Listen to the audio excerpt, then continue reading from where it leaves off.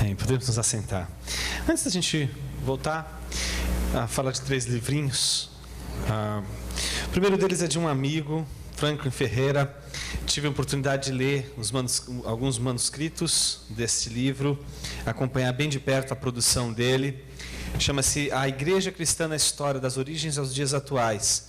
É um dos livros de história da igreja que a gente tem mais didáticos no mercado aí.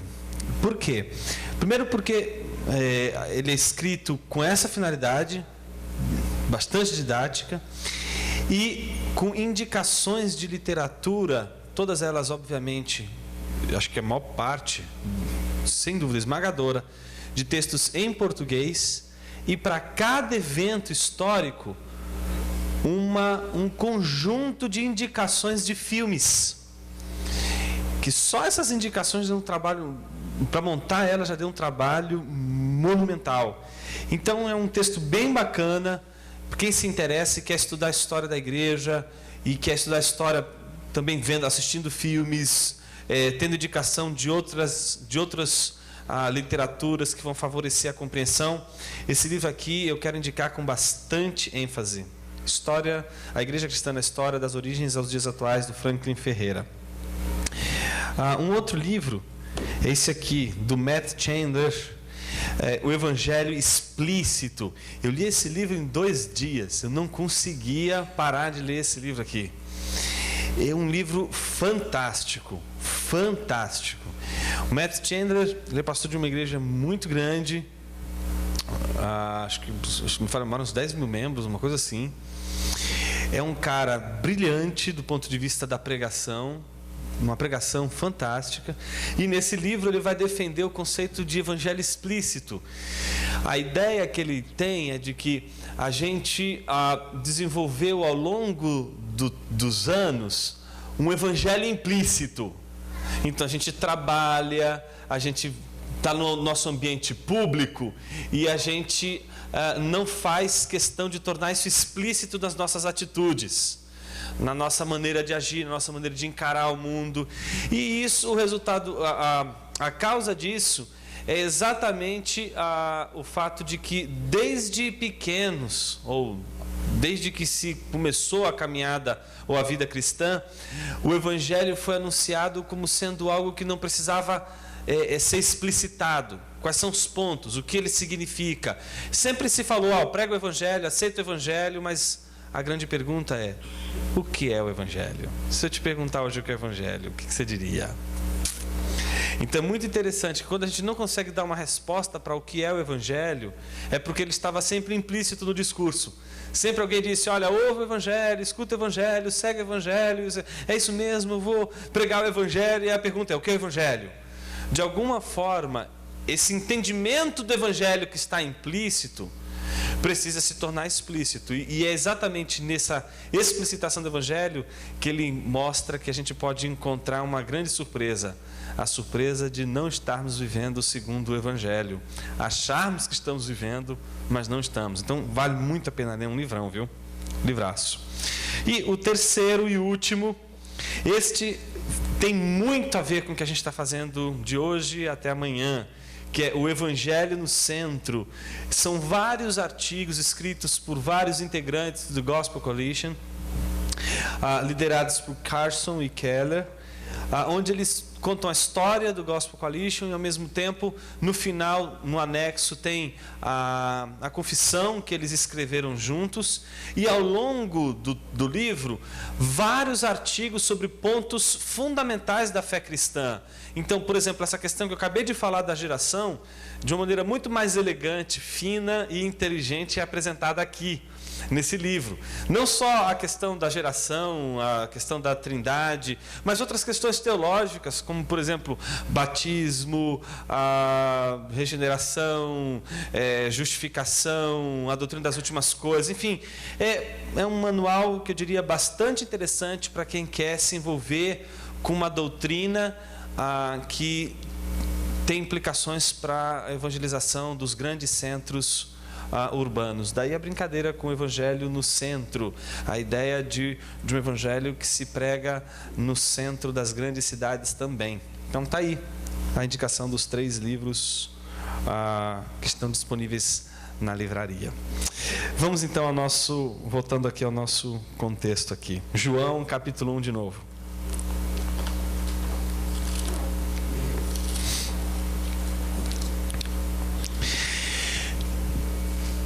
Algumas coisas que eu disse na primeira etapa, elas vão ficar mais claras amanhã.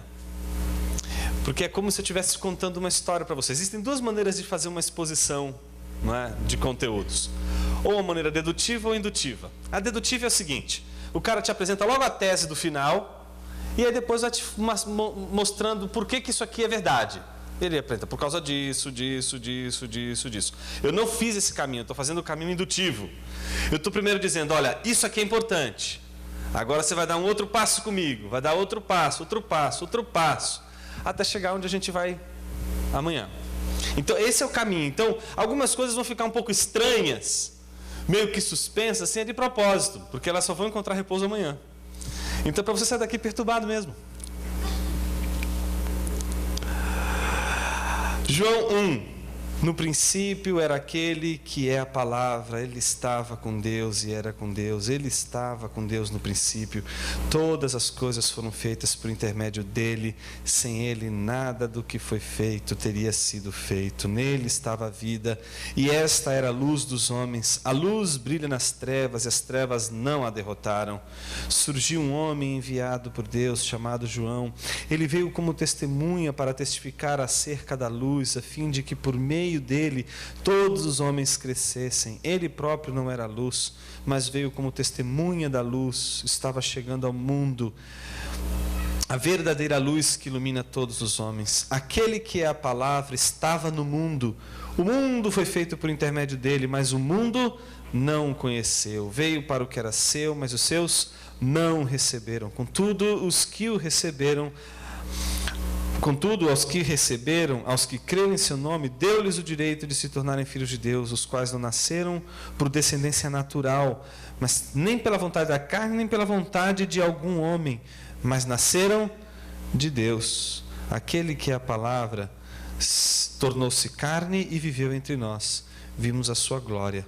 Glória como do monogenes parato patros, o único gerado do Pai.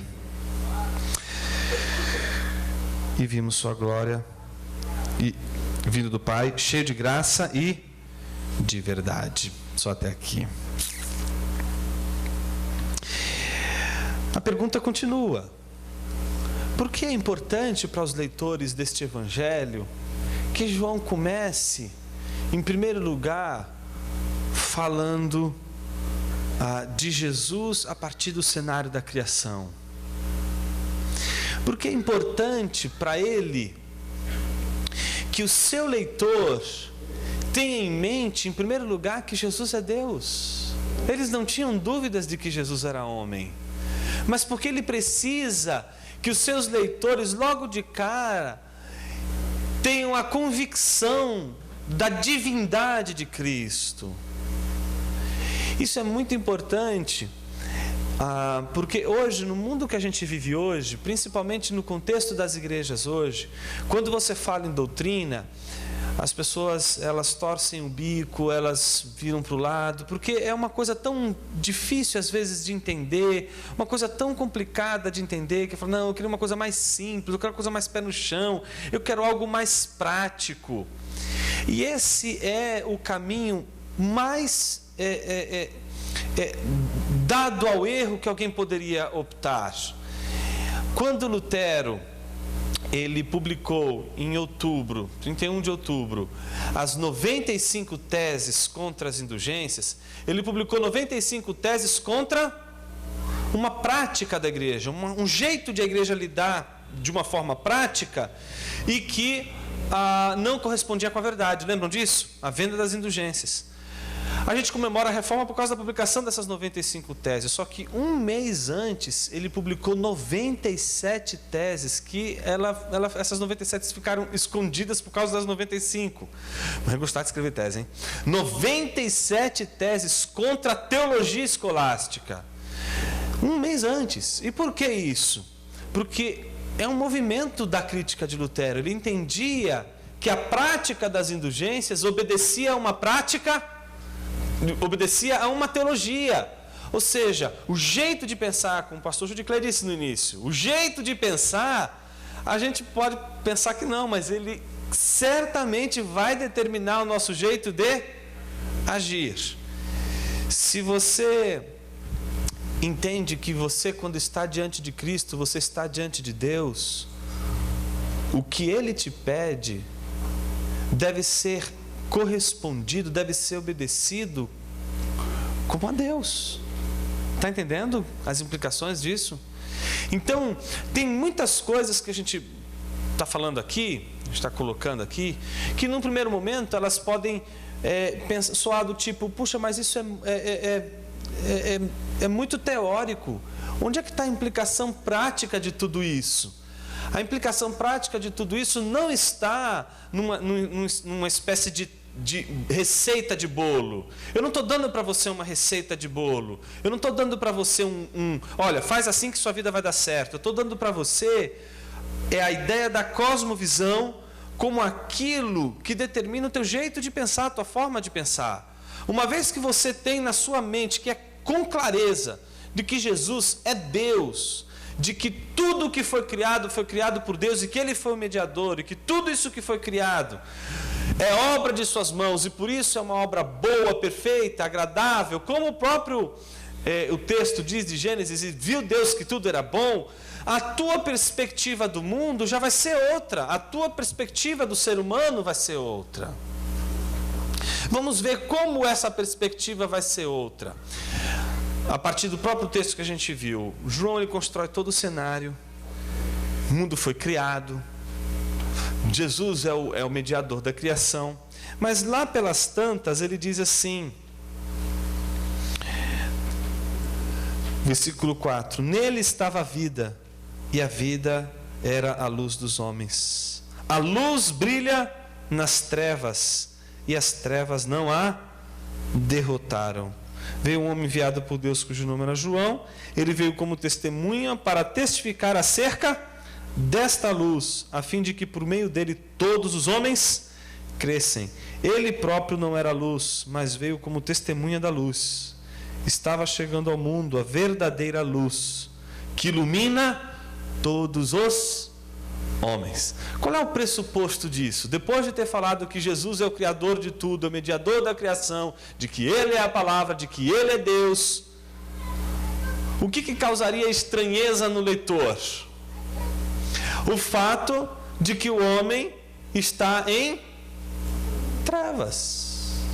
E como a gente explica o estado tenebroso em que o homem se encontra exatamente no contexto da encarnação do Verbo? Senão a memória, a lembrança de Gênesis capítulo 3. Vimos que toda a criação de Deus foi a boa criação de Deus. Viu Deus que o mundo era bom. Viu Deus que as obras de suas mãos eram boas. Deu ao homem esse mundo para ele cuidar. Deu o jardim para ele cuidar, para ser um mordomo. Deu para esse homem o contexto de um mundo ordeiro, de um mundo onde tudo faz sentido, onde as coisas estavam encaixadas, nada lhe era estranho. Lhe deu uma auxiliadora, mulher idônea. Mas o que aconteceu com esse mundo belo que Deus fez? A gente vê em Gênesis 3 que esse mundo sofreu uma mudança. Que mudança foi essa? A gente chama de pecado. E a gente chama este pecado que provocou essa mudança no mundo de queda. A confissão, o Catecismo Menor de Westminster diz uma coisa muito interessante. Diz assim: o que é a queda? Vai dizer, é o fato de que nossos primeiros pais sendo deixados à liberdade da sua própria vontade, pela tentação de Satanás, transgrediram o mandamento probatório de Deus, ou seja, aquele mandamento em que ele está fazendo uma prova com os homens, comendo do fruto proibido, e por isso caíram do estado de inocência em que foram criados. O que esse ensino nos diz, a partir de Gênesis 3? Que a condição, que o estado de coisas antes da queda era no mínimo superior ao estado que vem depois. Porque o que caracteriza a mudança no mundo bom de Deus? A queda. E ninguém cai para cima, né? A queda é sempre de um estado superior para um estado inferior, uma condição inferior. Nesse sentido, a queda lida com um antes e um depois. O antes da queda é um mundo completamente distinto do mundo depois da queda. Um é marcado pela ordem, o outro é marcado pela desordem. A queda é, portanto, a mudança de um status superior para um status inferior. O que caracteriza esse estado superior em relação ao homem? Liberdade, um estado de liberdade, como a gente viu, acabou de ver no ensino. O status inferior é um estado de escravidão. Então, se antes ele estava no estado superior e, portanto, de liberdade, agora, depois da queda, o seu estado é um estado de escravidão. No status superior, o ser humano não está impedido de realizar o seu fim supremo e principal, glorificar a Deus e gozá-lo para sempre. Se alguém perguntasse para você assim: qual é a tua razão de ser? Para que você foi feito? A resposta seria para glorificar a Deus e ter prazer em sua presença. Ou seja, felicidade. A queda tem a ver com a felicidade. Note que o estado da queda é o estado em que o homem não pode mais, nas condições em que ele se encontra agora, ser feliz.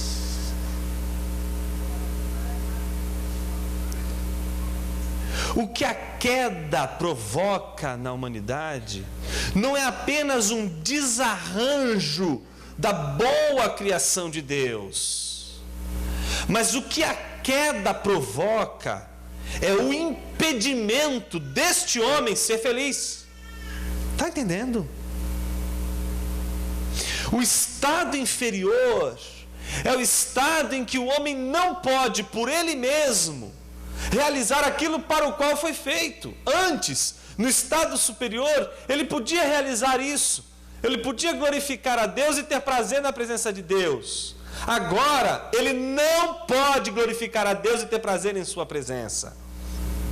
Ele está preso de uma tal maneira que ele não consegue exercer isso. Ele não consegue exercer o fim para o qual foi feito.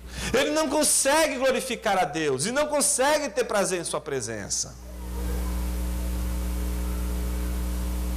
No status inferior, o ser humano está impedido de realizar o seu fim supremo e principal, pois está privado da comunhão com Deus, para a qual está destinada toda a vida humana. A queda trouxe sobre o gênero humano a perda da comunhão com Deus, o seu desagrado e maldição, de modo que somos, por natureza, filhos da ira, escravos de Satanás. Então note que se de um lado a gente tem Jesus, que é Deus, por intermédio dele o mundo se fez, tudo está criado por intermédio dele. Agora ele vem ao mundo, mas ele vem ao mundo num contexto em que o mundo, ele foi modificado. Ele antes era um mundo que estava sob o domínio da luz, e agora ele é um mundo que está sob o domínio das trevas. Antes era um homem que estava livre para gozar e ter prazer em Deus. Agora é um homem que não está mais livre para ter essa experiência. Ele não tem mais liberdade, ele não goza mais deste acesso. Está entendendo isso? Isso traz algumas implicações, pelo menos duas, e eu queria destacar a primeira: a corrupção extensiva do ser humano. A queda não só implica a perda da liberdade, mas a degeneração desse ser que foi criado por Deus bom. J.I. Packer, no livro Teologia Concisa, diz uma coisa muito interessante sobre isso. Ele diz assim: a corrupção de nossa natureza moral e espiritual não é em grau, pois ninguém é tão mau quanto pode ser, mas em extensão. Ninguém pode ser mal, tão mal o quanto queira. Está entendendo? Qual seria a maior maldade que alguém poderia fazer no mundo? Matar Deus, destruir Deus, fazer com que Deus nunca mais exista. Isso ele nunca vai poder fazer. Ou seja, pelo menos um limite para o mal humano nós temos. Deus dá um limite para o homem. Ou seja, o mal maior que poderia ser destruir Deus, o homem não poderia fazer. Ou seja, então, o homem não pode exercer o mal na sua totalidade, na sua plenitude. Ou seja, existe um limite para o mal. Ou seja, nenhuma parte de nós, no entanto, nenhuma parte de nós é intocável pelo pecado.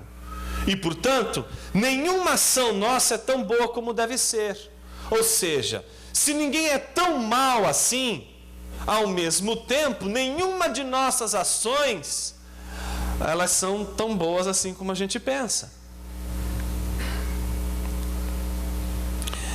Não podemos conquistar o favor de Deus, não importando o que venhamos a fazer, a menos que a graça nos salve.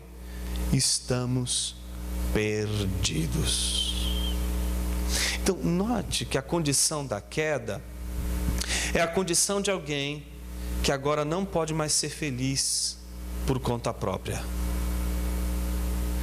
De que agora a condição de felicidade, a promessa de felicidade para a vida dele está à mercê da graça de Deus.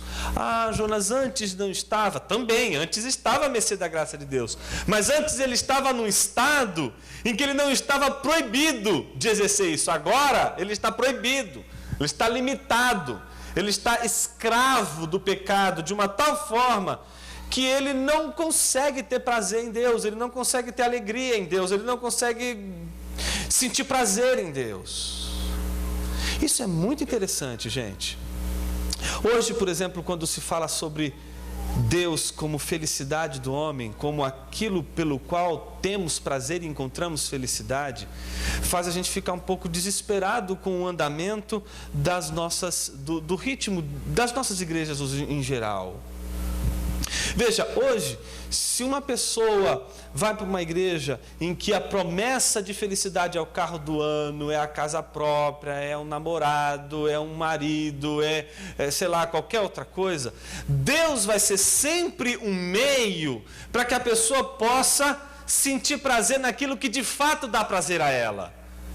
Note que mesmo num contexto cristão, mesmo num contexto evangélico, este pecado pode nos aprisionar de tal forma que mesmo em nome de Deus não temos prazer em Deus. Mesmo em nome de Deus não sentimos alegria em Deus. Mesmo em nome de Deus não sentimos paz em Deus. Mas se Ele der um carro, a gente fica em paz. Se ele der a casa própria, a gente fica feliz. Porque o degenerado, o homem caído, o homem não redimido, este homem é escravo do pecado de uma tal maneira que ele não consegue olhar para Deus e dizer: Senhor, pode me faltar tudo, mas o Senhor não pode me faltar. Ele não consegue dizer: Senhor, eu preciso apenas e tão somente de Tua presença e nada mais, isso me basta, isso me é suficiente, isso me dá prazer, o que eu mais quero.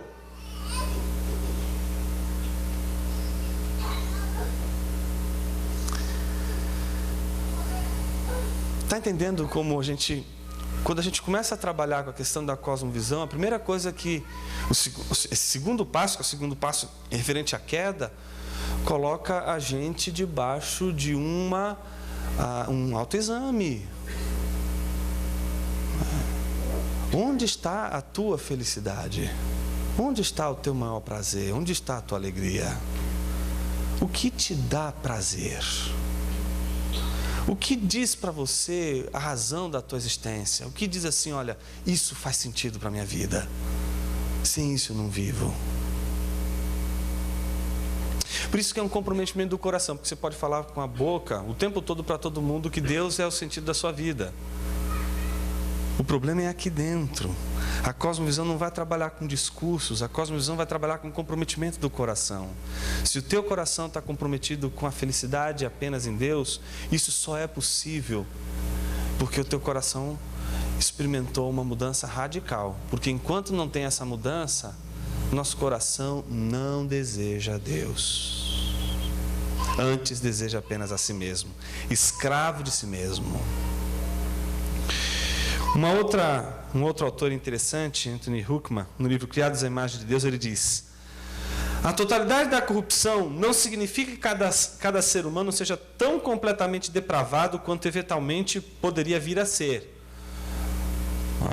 Então, quando a gente diz que todos os homens pecaram e que não há nada no homem que não tenha sido tocado pelo pecado, a gente não está dizendo que não há nada de bom no ser humano, que não há graça comum, por exemplo.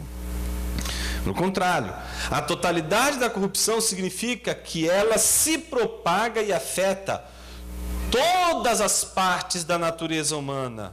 Veja, da razão e vontade das pessoas aos seus apetites e impulsos. Por natureza, o homem não tem o amor a Deus como princípio motivador de sua vida. A queda eliminou essa possibilidade do homem, por natureza, desejar Deus. Agora, é pela graça que ele deseja Deus. É pela graça que ele ama a Deus. É pela graça que ele quer Deus. Isso é uma mudança radical. Eu me lembro na conferência da Vida Nova, a gente estava fazendo um debate sobre a dimensão, o alcance do pecado na vida humana, o que representou a queda no homem. Porque a gente, quando pensa em queda, a gente já pensa logo em relação a questões ou sexuais, ou bebida, ou essas coisas todas, né? Questões morais. Mas a queda não afetou apenas aquilo que diz respeito à moralidade. A queda também afetou a nossa mente. Tá certo? E eu me lembro que a gente estava falando lá pelas tantas sobre os efeitos do pecado na mente. E a expressão teológica usada para isso é efeitos noéticos da queda. Por quê? Noéticos vem de noesis, que é pensar, o ato de pensar. E nous, que é a mente. E noia, que é a coisa a pensar, não aquilo que você está pensando. Tá certo? Então, olha que coisa interessante. Daí, metanoia. O que é metanoia? Oi? Mudança de atitude. Qual é a palavrinha teológica para isso? O que caracteriza a mudança de mente? Arrependimento, não é isso? Isso é a mudança de mente, uma mudança de mentalidade. a cosmovisão, ela opera com essa mudança de mente, com essa mudança de postura em relação à vida. Então, os efeitos noéticos da queda dizem respeito ao fato de que não somente a queda afetou a nossa moralidade, nos tornou imorais e alguns até amorais, mas a queda também afetou a nossa inteligência, ao ponto de nós não conseguirmos saber absolutamente nada de Deus, se de Deus não vier. Se Deus não revelar, não vamos saber quem Deus é, porque não temos mais essa condição, não vemos mais a Deus. Esse é o ponto. Então, o pecado também atingiu a nossa maneira de pensar, nosso raciocínio. Isso é fundamental. Me lembro que nessa conferência, a gente está falando sobre os efeitos noéticos da queda. O sujeito falou assim: pastor, não entendi o que vocês falaram lá em cima. Eu falei: mas por quê? Eu falei: vocês estavam falando o tempo todo da queda, mas Noé veio depois, não veio antes da queda. Então, noético não tem nada a ver com Noé. Noético tem a ver com a nossa mente. A queda, ela afetou a nossa mente, aprisionou a nossa mente. Então guarde isso, principalmente para amanhã de manhã e amanhã à noite. O pecado, a queda, aprisionou sua mente. Ou seja, não adianta você querer conhecer, você não vai querer conhecer. Você precisa ser liberto para desejar Deus. Está entendendo que o conhecimento de Deus não começa com tua inteligência? O conhecimento de Deus não começa quando você diz assim: agora eu quero começar a conhecer Deus e eu vou, pronto. Meu filho, já era. Agora você depende da graça de Deus. Você é um cego, não consegue enxergar, está tudo escuro. Você precisa ser, em primeiro lugar, curado de sua cegueira. Pronto, você é curado de sua cegueira, mas está tudo escuro ainda. Você vai precisar de luz. E quem dá essa luz? Não vem da tua razão, essa luz vem de Cristo. Ele é a luz para os homens. O homem está em treva por causa do pecado. O habitat do homem depois da queda é o habitat das trevas. Ele não enxerga absolutamente nada sobre Deus, não tem conhecimento absolutamente salvífico de Deus. Ele pode no máximo ter uma suspeita de que Deus existe, porque isso é o que a criação faz. A criação faz com que a gente olhe para ela e diga assim: nossa, há um Deus aqui, alguma coisa criou isso aqui, alguma coisa é a causa disso aqui. E aí você pode simplesmente dizer que é Deus, mas isso é apenas um dado de que há Deus. Não é? Por isso que Agostinho vai chamar essa revelação de revelação vestigiosa. Ela é um vestígio. O que é um vestígio? O que é um rastro? A marca de que alguém passou, que alguém deixou ali, não é? Eu sempre, quando eu vou explicar isso na aula de teologia sistemática, eu uso o exemplo da minha filha. Eu disse assim para a Heloísa: Heloísa, não coma chocolate. E aí, de repente, estou lá no escritório e a Heloísa aparece. Quando ela aparece, eu disse: Heloísa, vem cá. E ela veio. Oi, papai. Eu falei assim: por que você comeu chocolate? Menina, ela ficou branca. Eu imagino a cara dela. Porque quando ela cometeu o pecado, ela estava sozinha. Ela tinha certeza de que eu não estava lá. Ela olhou para todos os lados, não tinha ninguém. Ela sabia que só estava ela e o chocolate, mais ninguém. Ninguém estava ali presenciando o momento que ela comeu o bendito do chocolate. Então lá por dentro, a pessoa disse: não é possível. Ele não sabe que eu comi esse chocolate. E aí, como boa filha de Adão, ela disse: papai, não comi chocolate nenhum. Porque ela tinha certeza de que eu não estava lá. E de fato eu não estava lá. Mas eu estava tão contundente que eu falava: não, filha, você comeu chocolate.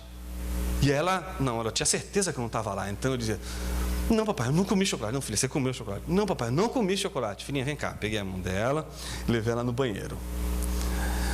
Pus ela no meu colo e coloquei ela de frente para o espelho. Ela viu a cara toda lambuzada de chocolate. Aí eu disse: Luísa, você comeu chocolate? Como filha de Adão, né? Não, papai, o chocolate veio parar aqui. Note, eu precisei estar lá para ver. Você precisa estar lá no dia do conselho divino, do decreto divino, quando Deus criou todas as coisas, no início de tudo, para acreditar que Ele criou tudo. O vestígio é suficiente. Ele é a prova cabal. Por que não se pode mexer na cena do crime? Porque do jeito que está ali, os dados que estão ali, se você não mexer na cena do crime, o crime está sendo dito ali. O crime está todinho ali. E o perito, se você não mexer no cenário do crime, ele vai conseguir dizer exatamente o que aconteceu ali, exatamente com base no que estava ali. Mas se teve um elemento de impureza na investigação, alguma coisa aconteceu e que modificou a cena, é suficiente para que aquele momento, para que não se tenha mais a certeza do que aconteceu.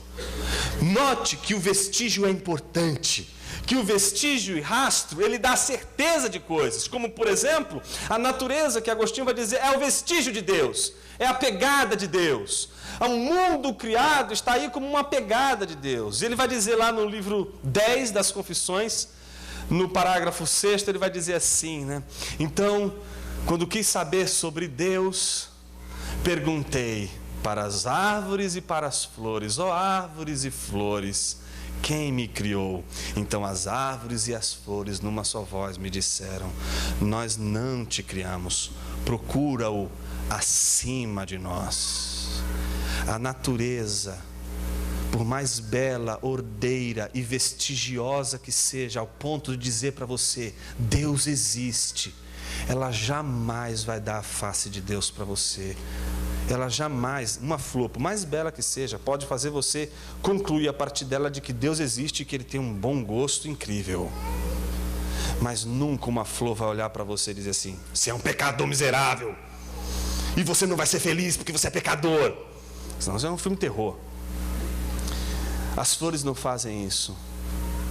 As flores não te dão a condição da existência que atravessa a tua vida. A flor jamais vai olhar para você e dar o evangelho numa cosmovisão cristã. A única maneira de a gente ter o evangelho numa visão cristã e bíblica está aqui, ó, nas Escrituras. Por isso não adianta apenas a revelação natural, porque ela diz apenas que há um Deus, mas é a Bíblia que diz: há um Deus Criador, que através de Jesus criou este mundo perfeito, bondoso, e criou um homem perfeito e bondoso. Mas este homem pecou, ele caiu, e toda esta boa criação de Deus foi transtornada e tocada pelas trevas. Um outro pregador, Martin Lloyd-Jones, diz assim: não somente o homem está em trevas, mas também as trevas estão nele. Profundo isso, não? Ou seja, não apenas o mundo que a gente vive é marcado pelas trevas e por esse contexto de queda, mas o nosso interior é marcado por isso. O que é marcado pelas trevas? O coração. Por que a cosmovisão, antes de ser uma coisa que vai trabalhar aqui, vai ter que trabalhar aqui dentro? Porque enquanto isso aqui estiver em trevas, a gente não vai conseguir entender, não vai conseguir enxergar. A gente vai ler a verdade, a gente vai ler a Bíblia e não vai entender. Você vai pregar, as pessoas pregam o Evangelho, você vai pregar o Evangelho. E isso não é, e se uma pessoa não entender a mensagem do Evangelho, a culpa não é sua. Uma pessoa não entende o Evangelho porque você usou lógica, porque você foi extremamente rigoroso e preciso na sua argumentação. Pessoas não são alcançadas pela visão bíblica do mundo por intermédio de persuasão humana. Pessoas são alcançadas pela pregação da palavra, mais testemunho interno do Espírito, mais ação do Espírito que liberta a mente, que liberta o coração. Enquanto o homem não for liberto de sua escravidão, que tem como causa a queda, ele não vai entender o mundo à sua volta à luz da revelação em Cristo Jesus. Portanto, é muito sério o que eu estou dizendo aqui hoje. Em outras palavras, o que eu estou dizendo para você é que não adianta você ser um expert em Bíblia se, em primeiro lugar, Deus não tocou seu coração e não feriu seu coração. Antes de fazer tudo isso, Agostinho diz, ainda nessa passagem, o livro 10, capítulo 6, ele começa dizendo assim: Senhor, minha consciência não duvida, antes tenha certeza de que eu te amo. Feriste-me o coração com tua palavra, desde então te amei.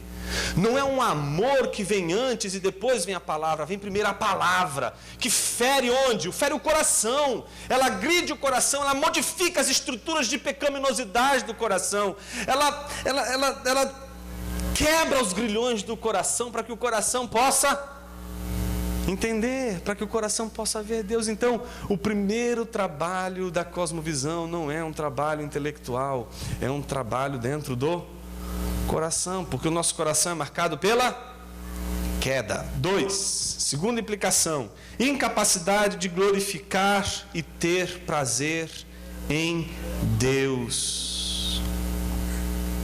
E eu queria me dirigir agora em especial àqueles que, estando na igreja, não conseguem ter prazer em Deus. O prazer está em qualquer atividade dentro da igreja, desde a pregação da palavra, ministração de músicas, liderança de pequenos grupos, aula em escola bíblica dominical. Tudo isso dá prazer, menos Deus. Isso é um grande sinal de que o coração está ainda marcado pelas trevas. De que você pode fazer da cosmovisão cristã um objeto, mas você não foi afetado por essa cosmovisão de uma tal maneira que essa transformação começou aqui dentro.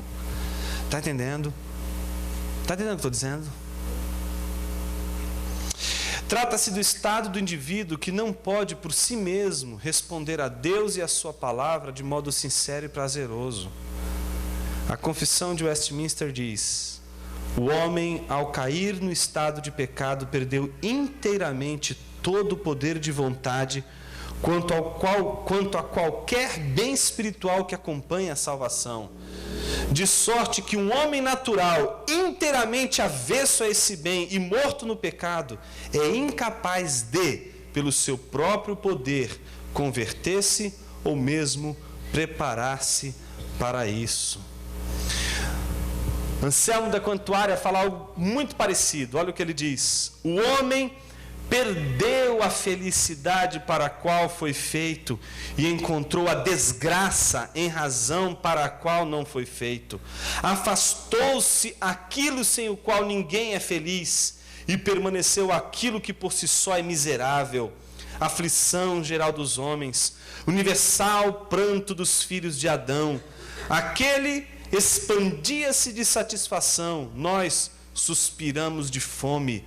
Aquele tinha bens em abundância, nós mendigamos. Aquele possuía na felicidade e miseravelmente abandonou-a. Nós somos carentes na infelicidade e miseravelmente a desejamos e permanecemos vazios. Suplico-te, Senhor, faminto comecei a procurar-te, ensina-me a procurar-te e mostra-te a mim que te procuro, pois não posso procurar-te a não ser que me ensines, nem posso encontrar-te a não ser que te mostres. Veja que a situação que Anselmo constrói é a situação de alguém que reconhece a queda, reconhece a sua situação de dependência e diz: eu preciso que o Senhor se revele, eu preciso que o Senhor se mostre, eu preciso que o Senhor me toque. Não é eu vou tomar, eu vou possuir, eu determino e acontece. Está entendendo? Então não adianta, não é tomar posse. Você não toma posse coisa nenhuma. Ele é que te possui, ele é que toma posse de você. Você é que tem que levantar a tua mão e dizer: Senhor, por favor, derrame tua graça sobre mim. Não existe, olha para mim, você que está com o coração desesperado. Não existe, deve estar pensando assim: puxa, meu coração está em trevas, e agora o que eu faço? Eu poderia dizer para o senhor: vai, tranca no quarto e fica 24 horas do dia orando, para ver se Deus faz alguma coisa com você. E eu não posso dizer para você que isso vai funcionar, porque não é assim. não depende de você. A primeira lição da conversão é a lição daquele que aprende, em primeiro lugar, que ele está diante de Deus. A conversão implica, em primeiro lugar, a consciência do corandeu que se está diante de Deus. E quando se está diante de Deus, não é assim, olha, faça isso, porque senão... Não, quando se está diante de Deus, a única posição é de joelhos, humilhado, braços estendidos, dizendo: Senhor, tem misericórdia e compaixão. Não existe uma regra, não existe um método, não existe uma coisa que você faça, não é por obras, não é por alguma coisa que você realiza, é simplesmente pela graça de Deus. Mas Jonas, eu desejo no meu coração. Meu filho, se você deseja é porque a graça já te tocou, meu filho. Porque se você não desejasse, realmente aí você estaria em trevas. O desejo por Deus só é possível. Você só quer o prazer na lei do Senhor se houve conversão. Sem conversão você não quer isso. Você não deseja isso. Outro teólogo importante, Pannenberg, na Teologia Sistemática, volume 2, diz assim: miserável é, portanto, o homem que está privado da comunhão com Deus, para a qual está destinada a vida humana. Ou seja, todos eles estão dizendo que a gente é como uma flecha. Tá certo? Então, a flecha, ela está inquieta, e ela só vai encontrar repouso quando descansar no seu alvo. É assim que abre as Confissões de Santo Agostinho, o livro 1, quando ele diz assim: fizeste-nos, criaste-nos para vós. Ou seja, Deus nos criou para Ele, e o nosso coração permanece inquieto enquanto este coração não descansa em vós. Então o coração do homem é inquieto. E quando que ele encontra repouso? O movimento da flecha, quando ela atinge o seu alvo. Qual é o alvo para o qual nós somos feitos, destinados? Deus. Quando a gente não atinge o alvo, o que a gente é? Pecador, miserável. Daí a palavra pecado, errar o alvo, não acertar aquilo para o qual foi feito, não atingir aquilo para o qual foi feito, errar o alvo. Então, ele continua dizendo: essa destinação não é anulada pelo fato de o homem estar alienado dela. Justamente por continuar em vigor, ela fundamenta a miséria do homem. Pois na distância em relação a Deus, as pessoas também estão privadas de sua própria identidade. Por isso, conforme a análise perspicaz de Agostinho, as pessoas são mais miseráveis justamente quando nada sabem de sua miséria. E isso não necessariamente na desgraça, em doença e na angústia da morte, mas em face aos bens deste mundo. Ou seja, desgraçado é aquele que acha que é feliz diante de todos os bens que possuem e não tem consciência de que esses bens que busca, esses bens que deseja alcançar, eles não vão satisfazer aquilo para o qual o homem foi feito. C.S. Lewis, em Cristianismo Puro e Simples, diz que o seu coração é do tamanho de Deus. Tente colocar em seu coração qualquer coisa que não seja Deus, e esta coisa ficará sambando em seu coração, faltará, sobrará. A única coisa que preenche o seu coração é aquilo que o seu coração busca encontrar, que é Deus. O problema dos homens, diz Lewis, é que Deus plantou neles um desejo pelos céus, e eles satisfazem o desejo dos céus com as coisas da terra. Bom, e aí ele conclui, o Pannenberg: quando aí esquecem Deus, tornam-se por isso infelizes em meio a bem-estar e abundância, experimentando sua vida como vazia e sem sentido. Quantos aqui não experimentaram ou não conhecem alguém que em algum momento de suas vidas, diante dos bens que conquistaram, se sentem vazias e com uma vida sem sentido? Porque pessoas que com saúde não conseguem ser felizes, pessoas que com dinheiro não conseguem ser felizes, com relacionamentos estáveis e não conseguem ser felizes, porque nada neste mundo é destino para o homem. O homem foi feito para ser feliz apenas em Deus. Sabe o que isso gera? Pessimismo. Cristãos precisam ser mais pessimistas. Eles são muito otimistas com carro do ano, com casa própria, com casamento. O cara diz assim: quando eu casar eu vou ser feliz. Daqui a pouco vai ficar igual a mulher lá. Um 5 e o que tem agora não é dela. E tentando ser feliz no primeiro, no segundo, no terceiro, no quarto, no quinto. Ah, não, porque aquele era corintiano, agora é palmeirense, agora... Ou então o sujeito diz assim: quando eu entrar na faculdade eu vou ser o cara mais feliz da vida. O cara entra, ele fala, a oração dele já muda na hora. Não vejo a hora de sair disso aqui. Quando eu sair da faculdade eu vou ser a pessoa mais feliz desse mundo. O cara sai da faculdade, ele diz e muda a oração. Agora, quando eu encontrar o meu trabalho eu vou ser a pessoa mais feliz do mundo. O cara é empregado, não vê a hora de se aposentar. Eu vou ser feliz quando me aposentar. E assim por diante, porque a gente é assim, insatisfeito. Você precisa cultivar um certo pessimismo em relação ao mundo à sua volta. Nada do que está à sua volta pode te fazer feliz.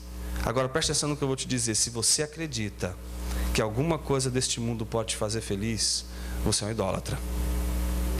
Porque você está adorando, você está colocando o seu coração numa coisa que não vai te satisfazer nunca o seu coração. Um ídolo nunca satisfaz aquilo que só Deus pode satisfazer. Caminhando para o final, a providência de Deus e a queda do homem. Que é a tal história, né? Nossa, Jonas, você pintou um quadro terrível. E é terrível mesmo, é o quadro da queda. E aí vem aquela perguntinha, né? Clássica, de escola bíblica dominical. Se foi essa desgraça toda, e se Deus sabia tudo antes, então por que ele fez o homem? Não é isso? Meu, se soubesse que ia dar tanto trabalho assim, meu, nem faz. Nem cria, meu, porque vai criar um negócio que depois vai dar esse trabalho todo. Então vem essa pergunta, que é a pergunta caótica, né? Nossa, por que Deus quis me criar sabendo que eu seria isso que eu sou? A única resposta para isso é amor e vontade. Duas coisas que em Deus estão sempre juntas. Tudo que Deus ama e Deus tem vontade se realiza. E se você e o homem, com tudo isso que deu de errado, foi permitido acontecer, é porque Deus amou e foi sua vontade. Ou seja, alguma coisa fez com que Deus, em toda essa história, olhasse para o homem, sabendo de tudo o que ele ia fazer, e dissesse assim: eu quero. Eu confesso que eu consigo apresentar várias razões para dizer Deus não quer. Mas ao mesmo tempo, eu não consigo encontrar uma razão para Deus querer que seja mais razoável do que o amor.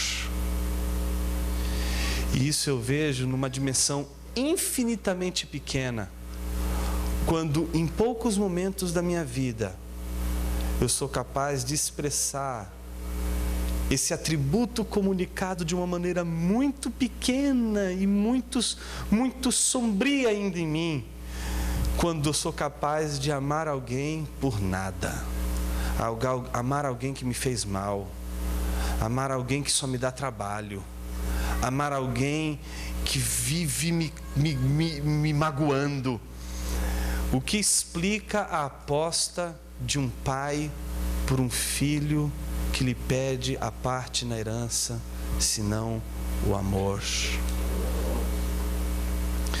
O que explica a dedicação de uma mulher por um marido que atrai, por um marido que pisa, por um marido que explora, e que faz com que essa mulher acredite e continue amando até que alguma coisa aconteça, senão o amor. Isso, no mínimo, faz a gente pensar toda a história da redenção pautada no amor de Deus. Tanto para criar, como para salvar. Tanto para fazer, como para redimir. O mundo caído no qual vivemos se apoia nos fundamentos de uma criação que era boa. No entanto, mal acabou de ser criado e o pecado entrou nele. A origem do pecado é um mistério. Ele não veio de Deus e ao mesmo tempo não está excluído de seu conselho. Deus decidiu conduzir a humanidade pelo perigoso caminho da liberdade pactual, em vez de elevá-la por um só ato de poder acima da possibilidade de pecado e morte, diz Bavinck. Ou seja, segunda pergunta. Professor, eu entendi o negócio do amor, mas a pergunta é outra. Aí você fala, vai, qual que é a pergunta? Aí a pergunta é essa aqui. Pergunta aqui exatamente o que ele está fazendo aqui. Se Deus criou um mundo bom, de onde veio o mal? Não é essa a pergunta que você faz? Pergunta da origem do mal, não é isso? Olha só, se tudo é bom, se o mundo foi perfeito, se o mundo foi criado maravilhosamente bem, então como explicar a entrada do mal no mundo?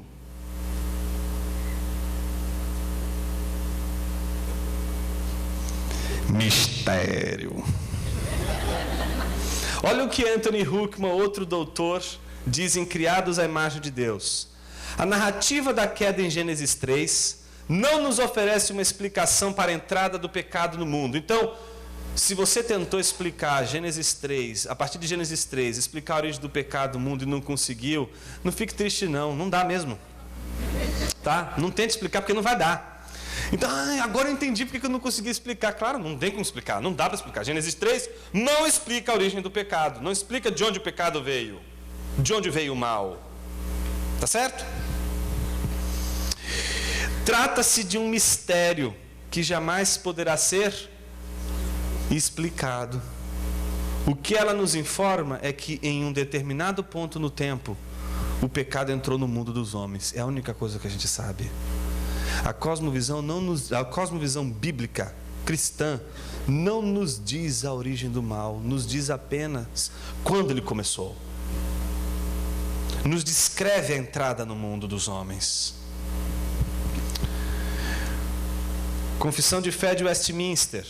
Desde toda a eternidade, Deus, pelo muito sábio e santo conselho da sua própria vontade, ordenou livre e inalteravelmente tudo quanto acontece, porém de modo que nem Deus é autor do pecado, nem violentada é a vontade da criatura, nem é tirada a liberdade ou contingência das causas secundárias antes estabelecidas.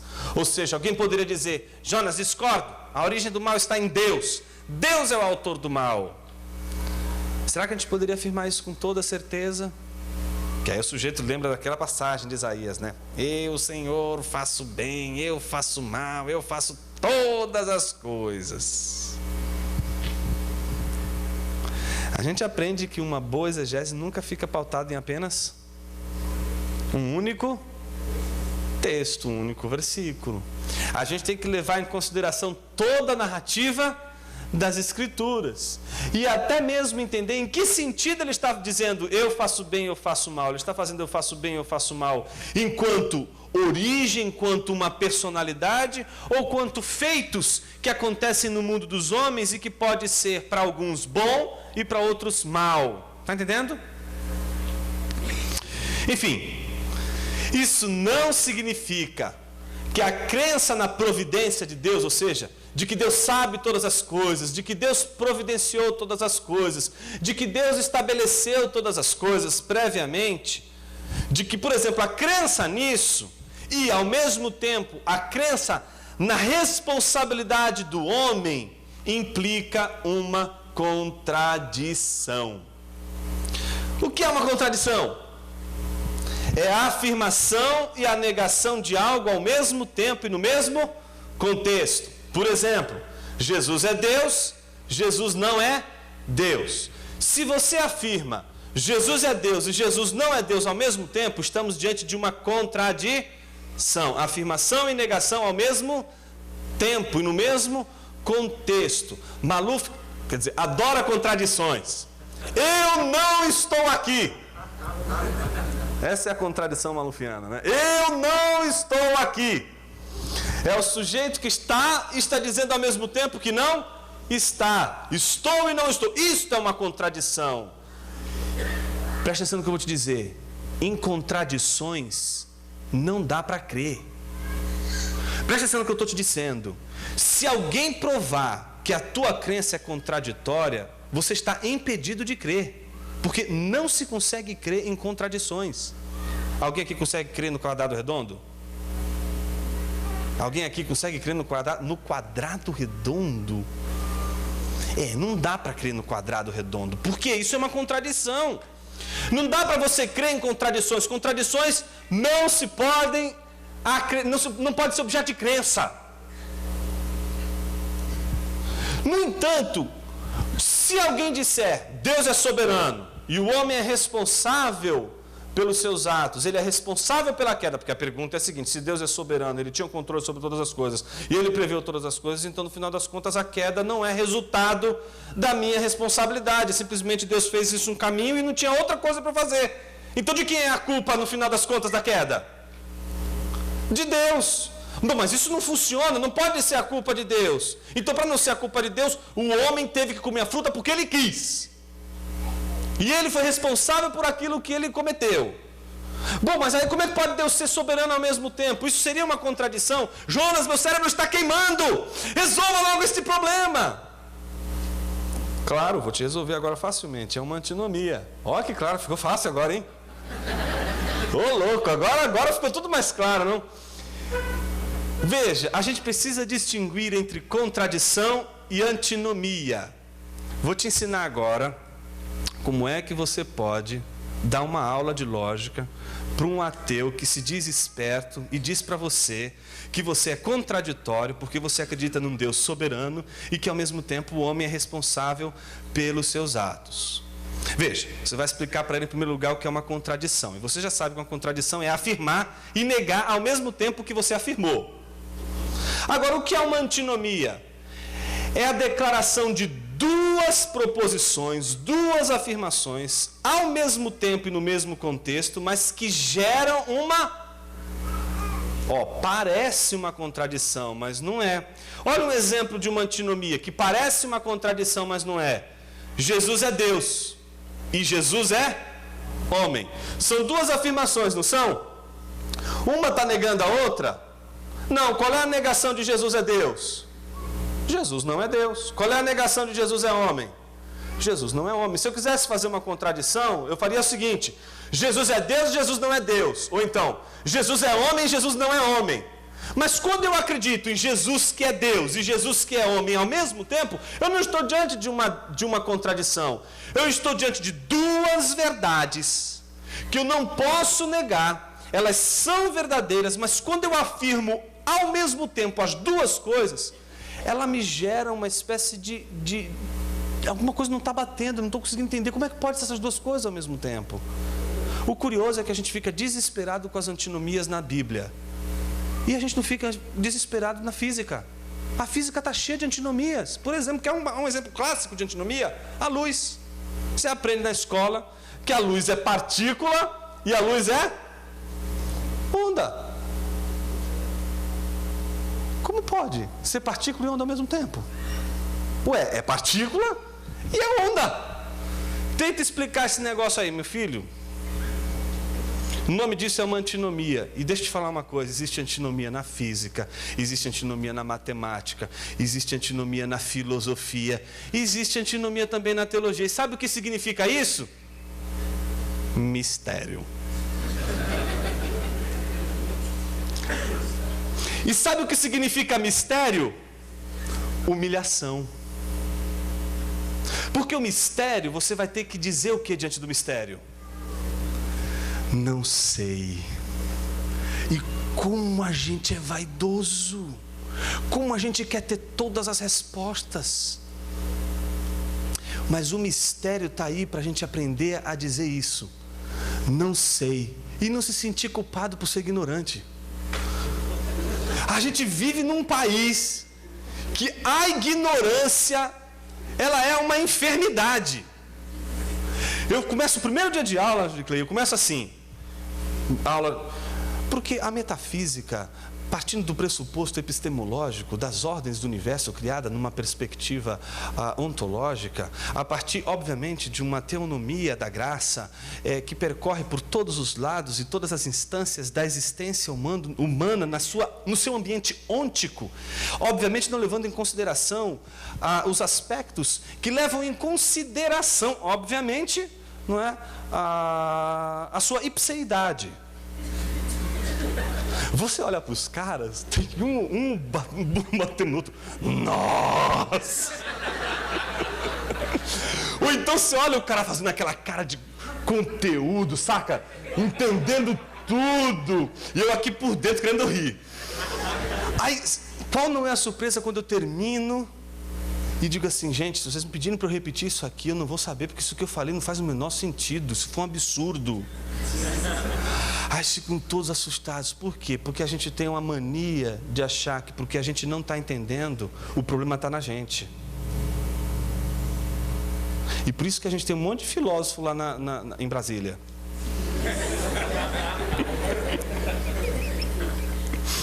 Porque fala o que ninguém entende e o que ele não sabe. Então, veja, a gente tem uma dificuldade de olhar uma coisa que não está entendendo e dizer assim, meu, isso aí eu não sei. E eu acredito que a Bíblia, ela faz isso o tempo todo com a gente. Faz a gente dobrar o joelho e dizer, não sei, mas eu creio. Porque a tua palavra diz que Jesus é Deus. Porque a tua palavra diz que Jesus é homem. Porque a tua palavra diz que o mundo foi criado bom e ele se tornou mal. Porque a tua palavra diz que o pecado entrou no mundo. E eu não sei explicar a origem do pecado, mas eu sei que ele entrou no mundo e ele não foi obra de suas mãos. Porque eu sei que foi Adão que pecou e não foi o Senhor que pecou. Não foi o Senhor que obrigou Adão a pecar. Porque a tua palavra diz, eu não sei explicar, mas eu sei porque está escrito. Está entendendo? A antinomia, os homens são agentes livres. E Deus é soberano. Não é cãibra cerebral. Fica tranquilo, se você não conseguir entender, é porque não dá para entender. Tá bom? Fique em paz, segue a vida. Eu lembro da minha filha, um dia eu estava no escritório, ela entra no quarto, começa a brincar lá, aí de repente ela me vê e pergunta assim, papai, quase bateu a professora da escola bíblica dominical, papai, no céu vai ter rua de ouro? Falei, por que, filha? Eu queria saber para que rua de ouro no céu. Aí eu peguei, parei o que eu estava fazendo, sentei do lado e disse assim, veja bem. Aí pá, fui falando, e ela começou a franzir a testa. Ela não estava convencida do que eu estava falando, nem eu estava mais convencido depois do que eu estava falando também para ela. Aí eu sei que no final das contas, entendeu, Heloísa? Ela falou assim, entendi, papai, mas não entendeu coisa nenhuma, porque nem eu tinha entendido. Aí ela simplesmente olhou para o lado assim, quase como dizendo assim, acho que não adiantou muita coisa vendo os livros, né? Acho que não adiantou muito. Mas sabe o que eu notei? Aquela inquietação dela, aquela dúvida dela, quando ela viu que ela não teve uma resposta satisfatória, não foi suficiente para acabar com a vida dela. Ela voltou a brincar. Dúvidas teológicas não podem impedir você de continuar crendo no Senhor. Dúvida não é um bom motivo para você esfriar o seu coração. Existem outros motivos muito mais tenebrosos do que a dúvida e que são responsáveis pela frieza espiritual de uma igreja e de uma pessoa. E a dúvida não é uma coisa que se resolve indo para o seminário. Tem gente que acha que vai resolver a dúvida entrando no seminário. Tem uns caras que dizem assim: meu Deus, o seminário é um lugar onde as pessoas vão e quando saem de lá sai tudo perdida. Meu, já entra perdido, fique tranquilo. O cara quando no seminário se perdeu porque ele já entrou assim. E não se resolve as dúvidas do coração no seminário, lendo livros. A dúvida do coração se resolve ao pé da cruz. É ali que a gente resolve. É ali que a gente tem um encontro com a cosmovisão, com a experiência visceral da graça de Cristo Jesus e da libertação do coração para toda arrogância e princípio de autonomia e vaidade de que eu vou entender tudo. A gente vai ver um pouquinho sobre isso amanhã. A tentativa de resolver antinomias pelo uso instrumental da lógica é um dos maiores responsáveis por criar jovens teólogos com ego massageado por entender coisas realmente difíceis em lógica modal. Ou seja, os caras que eles estão com um monte de dúvidas, tentam resolver os problemas de lógica, os problemas das antinomias na Bíblia, teológicas, etc., mas não conseguem perceber que esse movimento não é mais um movimento do coração, é um movimento pecaminoso que responde exatamente a esse princípio de tentativa de ser autônomo e de conhecer tudo e, portanto, dominar tudo o que conhece. Deixo vocês com o maior de todos os perturbadores holandeses, Herman Bavinck. Depois da questão da própria existência, a questão da origem do pecado é o maior enigma da vida e a cruz mais pesada que o intelecto tem de carregar. Tome a sua cruz e siga. Até amanhã.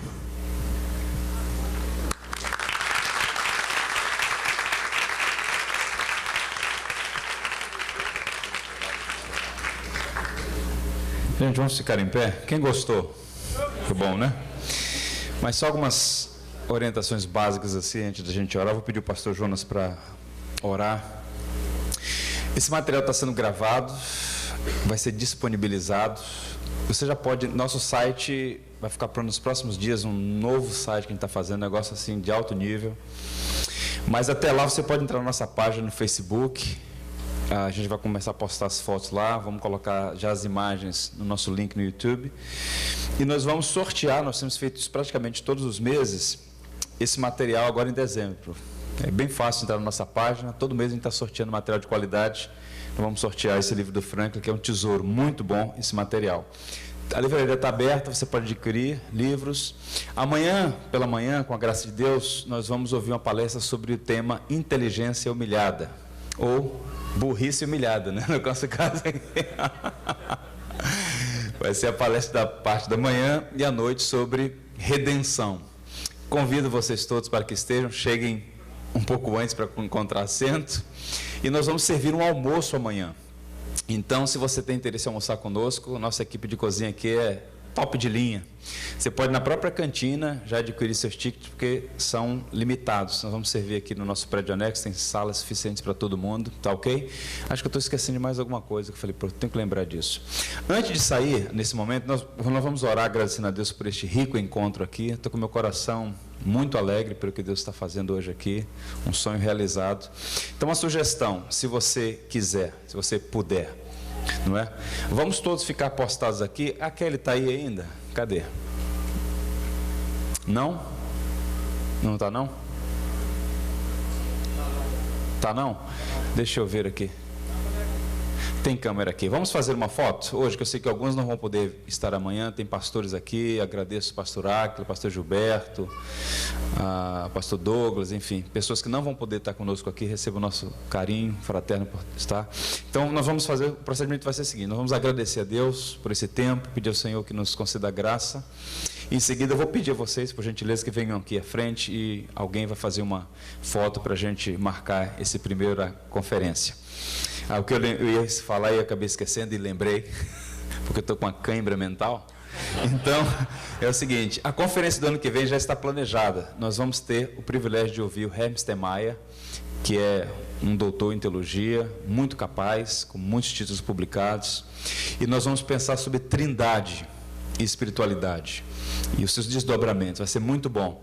O Newton está fazendo um cadastro ali para a gente poder ter contato com vocês. Aqui na nossa igreja funciona o núcleo do Seminário Martin Butzer. Pelo menos uma vez por mês nós nos reunimos. Os encontros são para os alunos e também para alunos ouvintes. Nós temos essa livraria que funciona sistematicamente na nossa igreja. Nós temos uma biblioteca aqui com 1.200 volumes também, muitas obras de excelência, de qualidade. Então, a nossa igreja está aqui para servi-lo. Com alguns de vocês, hoje está sendo o primeiro contato. Então, eu queria deixar aqui o nosso coração aberto para vocês, para recebê-los e dar apoio no que for possível e necessário. Então, se você tem interesse em receber material, contatos, faz o seu cadastro lá. Não vai custar nada para você fazer o seu cadastro lá, nem vai receber propaganda enganosa da Black Friday. É coisa boa, entendeu? Então, assim, vamos orar agradecendo a Deus. A fotógrafa já chegou, está a postos, então vamos fazer essa fotografia. Vamos orar? Sinceramente, irmãos, depois de ouvir sobre a criação e o estado em que nós estamos, só a graça de Deus, não é? Então vamos pedir ao Senhor: Senhor, tem misericórdia de nós, desinstala os ídolos que estão porventura em nosso coração e permita que nós possamos te amar mais intensamente e que o Senhor tenha sempre a primazia no nosso coração. Vamos pedir a Deus que faça isso, porque somente Ele pode satisfazer os anseios do nosso coração. Então vou pedir ao pastor Jonas que ore conosco e ore por nós. Vamos orar, todos nós, vamos suplicar a Deus a sua graça. Senhor Deus, nosso coração está humilhado diante de Ti, como sempre foi, mas hoje temos a consciência de nossa humilhação, porque a gente pode viver uma vida inteira sendo humilhado, mas sem ter a consciência de que nossa mente é humilhada diante de Ti. Mas nessa noite, a Tua palavra salta aos nossos olhos e confronta a nossa sabedoria humana, mostrando que as Tuas coisas, elas estão além da nossa compreensão e nem por isso elas são irracionais. Elas simplesmente nos humilham. Elas simplesmente demonstram como somos dependentes da Tua revelação. Que não saberíamos um átimo de Tua personalidade se não fosse através de Tua palavra. De que não saberíamos que o nosso Deus, a quem tanto amamos, é trino, se não fosse através da Tua palavra. Que não conheceríamos o Filho de Deus se não fosse através de Tua palavra. De que a Tua palavra veio a nós, de que o Senhor veio a nós, veio para o que era seu, é certo, mas a Tua palavra diz que o que era seu não recebeu, mas a todos quantos o receberam, deu-lhes o poder de serem feitos filhos de Deus, a saber, os que creem no Seu nome, que não nasceram da vontade humana, da carne, nem do sangue, mas da vontade de Deus. Foi Tua vontade que nos criou, foi Teu amor e Tua vontade a resposta e a causa da nossa existência. E a Tua palavra se fez carne e habitou entre nós, cheia de graça e de verdade. E vimos a nossa natureza redimida pelo Filho de Deus. Vimos a Tua glória, glória como do unigênito do Pai. Que o Senhor nos abençoe, Pai. Assim oramos. Amém.